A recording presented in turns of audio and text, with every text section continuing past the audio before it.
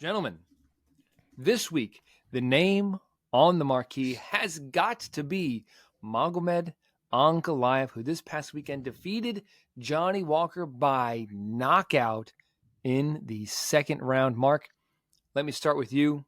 In their main event, first round, it looked pretty even, I'd say. Second round, we know what happened. What were your thoughts? If you didn't know, now you know. Magomed Ankalaev is really, really good. And he is going to be a big problem for Alex Pereira or Jamal Hill or anyone else in this entire division. He is high level everywhere. He just beat Johnny Walker without even considering wrestling, just to hammer that point home.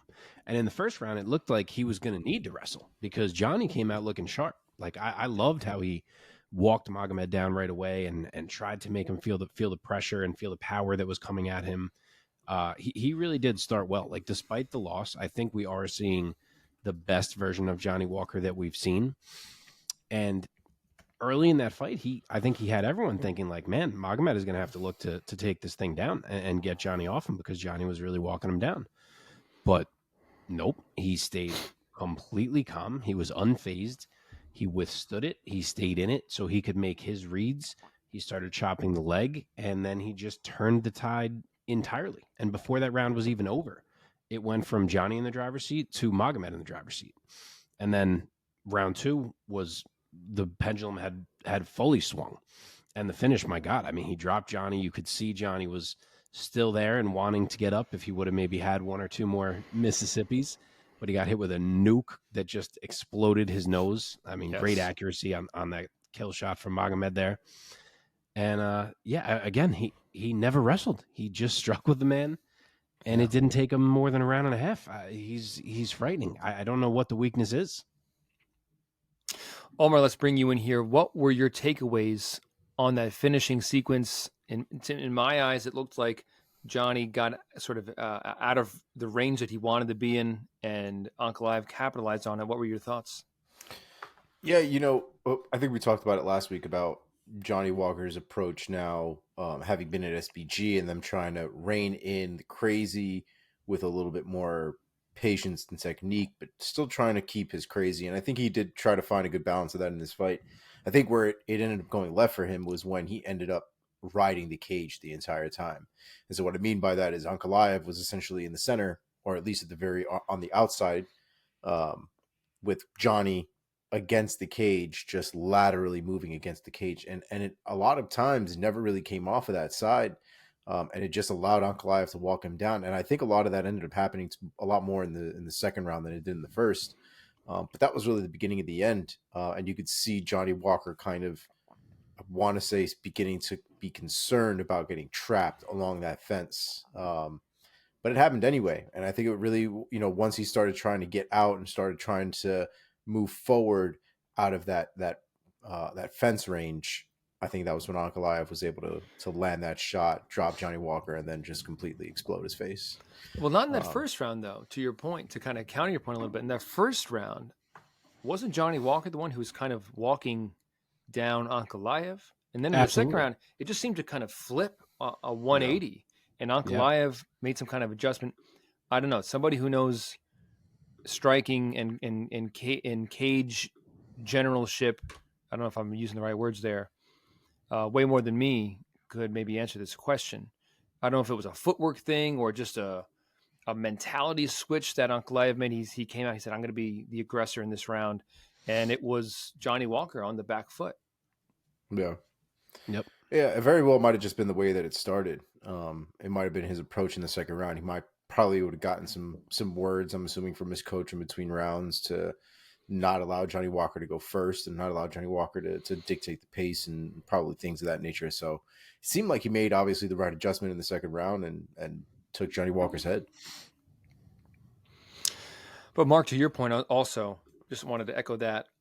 The most impressive thing of this fight is that Magomed Ankalaev did not even attempt a takedown. There was zero wrestling, and he knocked out Johnny Walker, who, by the way, looked so good in the first round. To your point again, and also to echo Omar's point, this is still the best Johnny Walker that I think we've seen. I totally agree with that. And that first round, he looks like a giant, because he is much bigger than Ankalaev, in my opinion. And he was fighting in that first round in a way that was like, I thought that he was saying to Ankalaev with his body language in the cage, you're not going to hurt me, and I'm the one who's coming after you to hurt you. Agree. I agree totally, and that's why I was so the more impressed with the fact that Magomed didn't feel like he had to change anything, because I feel like watching it, it was like, man, this dude needs to shoot, he needs to clinch, he needs to do something, because this isn't going how he wants it to go. And he, I guess, was like, through it all, was like, I'm totally fine. I'm making my reads. I'm safe here. He's not going to catch me. And like you said, I didn't rewatch it, so I haven't like broken it down to that level to try to see if it was a footwork thing or a timing thing or whatever it may have been. But he read something in there that allowed him to flip it and had him going first instead of Johnny going first. Yeah, man. I know that. Does he still train out of Dagestan, Ankalaev? Is he living there as well as the other guys that are more team in like the Khabib circle? I want to say, yeah. I think I know I've seen clips of him like popping up at other camps, but I think his main camp is still in Dagestan. I just bring it up because I want to point out that on the same night as this fight with Ankalaev, over in the boxing world, Artur Beterbiev has now captured 3 out of 4 of the light heavyweight titles by knocking out his 20th opponent, and he is now 20-0 with 20 knockouts. Artur Beterbiev, also from Dagestan, and I know that Beterbiev trains out of Canada and lives in Canada, I believe, but he is Russian and Dagestani, and it's like, my man, my God, what is in the water over there, man, over in Dagestan? Yeah. And it also makes me think about Ankalaev, Beterbiev, Khabib, obviously, Makhachev, and all these other guys from this region. Like, what must their collective? There's got to be a website out there with somebody who's tracking all these guys' records, like records by nationality. No, I mean just these dudes, like these Dagestani guys. Oh, I thought you were saying what is the overall record of Dagestani's like period. Yeah, I mean pretty much that's what I'm saying. Like if that exists out there, somebody leave us that in the comments or point us to that. I think he actually trains in Chechnya for what it's worth, but he is Dagestani. Ankalaev? Yeah. Or Beterbiev? Okay. Oh, Ankalaev, yeah. My goodness. Okay, let's talk about where these two guys go from here, that being Magomed Ankalaev and Johnny Walker. Let's start with the winner here. Magomed Ankalaev. Remind me, who did he call out the champ right after this, Mark? I don't know if he said a name. He definitely said like, it's time for my title shot. I don't know if he specifically said Pereira's name.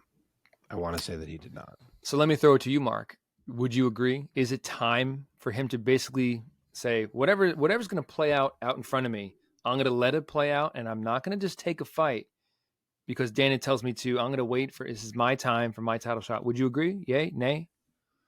So yes, either that he should get it now or wait. Yeah, which I think is what you're asking. Yeah. In terms of the now, I keep hearing completely conflicting reports on Jamal Hill. One day I hear that him and Pereira is basically a done deal, and then the next day I hear that he's not going to be back until like September. So I don't know what is happening with Jamal Hill. If he's not ready, I think they should be throwing Pereira and Ankalaev on UFC 300. I don't see why not. I feel like they're still desperate for some big fights there. Mm-hmm. And that one is ready to go. You would think Ankalaev is ready to go. It's not like he took any big damage, and I think he absolutely deserves that shot. And then, yeah, even so, if, say, we were getting Pereira and Hill at UFC 300 instead, I think I am in the boat of that Ankalaev should just be the guy, and it should be discussed that night. The winner of this fight will be fighting Magomed Ankalaev. Omar, agree, disagree? Other thoughts? I mean, I definitely think Ankalaev at this point should fight for the belt. If it's not going to be Jamal Hill, it's got to be Ankalaev. I don't know what they're doing with this timeline. The timeline for light heavyweight has been a mess for a couple of years now. So hopefully they get it together and they do decide something, but it's got to be one or the other at this point. Man, Ankalaev versus Alex Pereira. What a fight. And Ankalaev is not the biggest 205er, man. But he's so talented. He's just so good. He hasn't lost since Paul Craig. And he was winning most of that fight, wasn't he? Oh, he dominated every single the whole fight until the last two Mississippi. Yeah, man. Okay, let's talk about Johnny Walker here. Omar, give us a name of who would you want Walker to go up against next? This new and improved best version of Johnny Walker. I think it's time for Khalil Roundtree to get a nice spot. I think they're right there in the rankings as it is. I think they're both 7 and 8, something like that. So I think that'd be a good fight. Mark? Now you have me looking how long ago that was. It was definitely mad long ago that Walker beat him. Did they fight already? Yeah, oh, wow. 2018.